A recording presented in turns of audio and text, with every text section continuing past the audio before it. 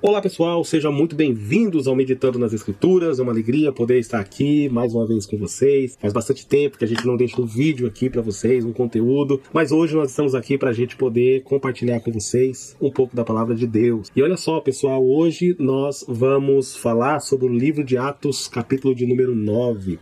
Um texto bastante conhecido que trata sobre a conversão do apóstolo Paulo, e a gente vai fazer alguns vídeos aqui abordando alguns ensinamentos que esse texto tem para nos ensinar.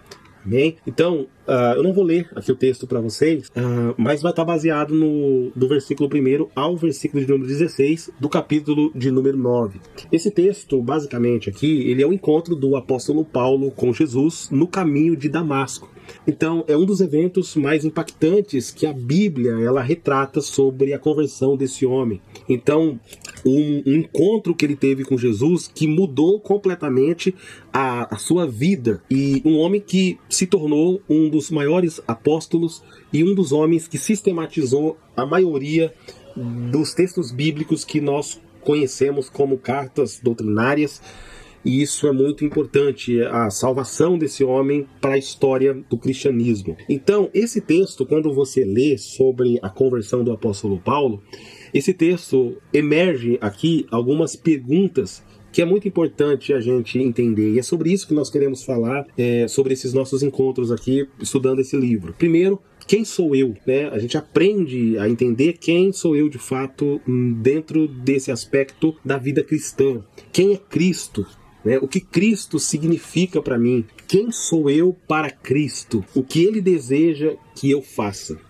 E o que de fato eu estou fazendo para Ele? De fato, nós que somos cristãos, que você que está ouvindo e é um cristão, você entende que Deus te salvou. Mas a grande pergunta que surge diante disso é se nós estamos fazendo o que Ele nos pediu para fazer. Como é que nós estamos construindo a nossa vida? Então, esse texto aqui, ele começa a responder algumas perguntas e que vai trazer ensinamentos profundos para nós. E hoje eu quero apenas falar dessa primeira pergunta de quem é o Senhor. E o versículo base aqui para a gente entender é o versículo de número 5, quando o apóstolo Paulo pergunta para Jesus: quem és tu, Senhor? E a resposta foi: eu sou Jesus a quem tu persegue. Diante desse texto, a primeira coisa que nós observamos aí é que o apóstolo Paulo, ele reconhece a autoridade de Jesus. Então, Saulo estava perseguindo quem? Ele estava perseguindo os cristãos, mas ao ser confrontado pelaquela luz brilhante que aparece no caminho que ele estava indo, ele reconhece que ele estava diante de alguém que era uma autoridade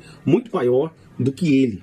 Tanto é que ele vai chamar de Senhor. Então ele usa esse termo Senhor, indicando essa submissão, esse respeito, esse reconhecimento dessa autoridade. Eu sou Jesus, aquele a quem você persegue. Então ele reconhece essa autoridade. E aqui nós podemos trazer uma reflexão: quem é Jesus para nós? Então, para algumas pessoas, Jesus ele é apenas uma figura histórica. Para outros, ele foi um grande profeta. E a gente, como cristão, precisa entender que ele é o Senhor da nossa vida. Então, conhecer a Jesus, as suas verdades, é o início da nossa transformação na vida cristã.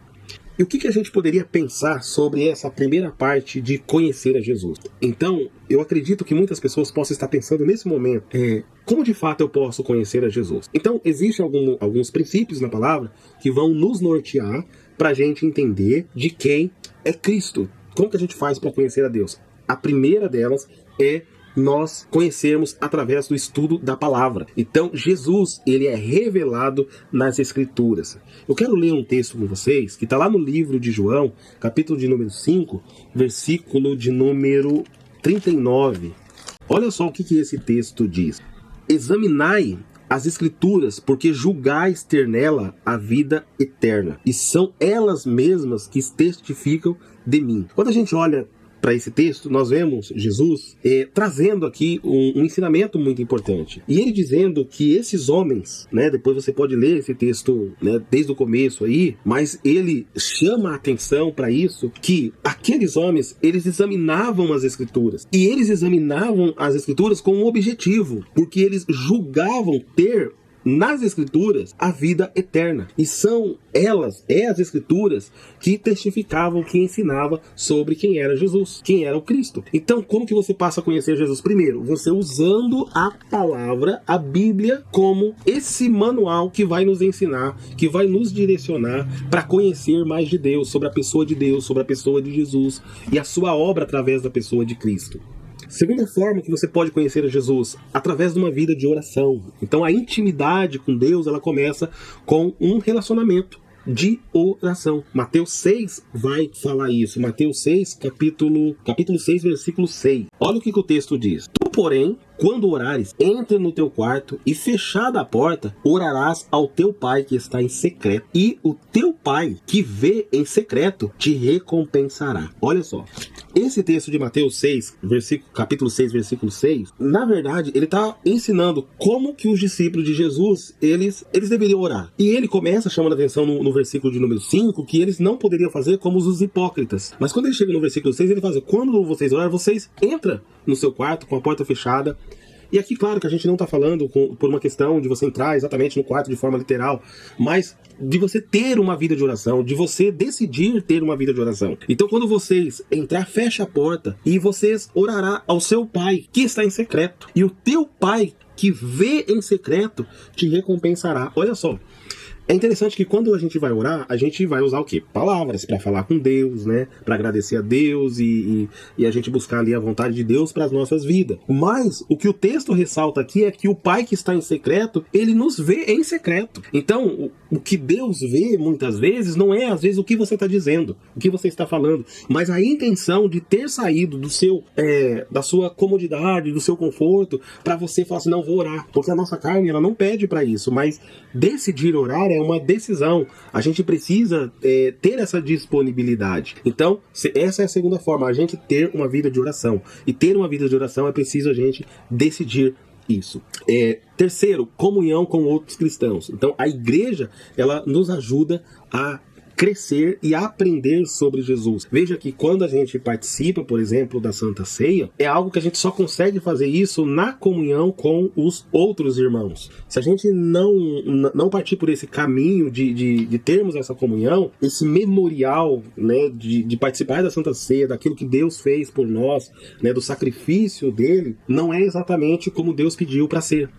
E tanto é que o próprio texto de Hebreus, capítulo 10, versículo 25, ele vai dizer que nós não podemos deixar de congregar como é o costume de alguns. Olha quantos ensinamentos a gente pode aprender quando a gente pode conhecer a Jesus. E em quarto lugar, nós poderíamos pensar também sobre a obediência à palavra de Deus. Estudar a palavra é muito importante porque te leva a conhecer a Deus. Mas apenas estudar por estudar não funciona numa vida prática se a gente não obedecer. Então nós somos chamados para a obediência.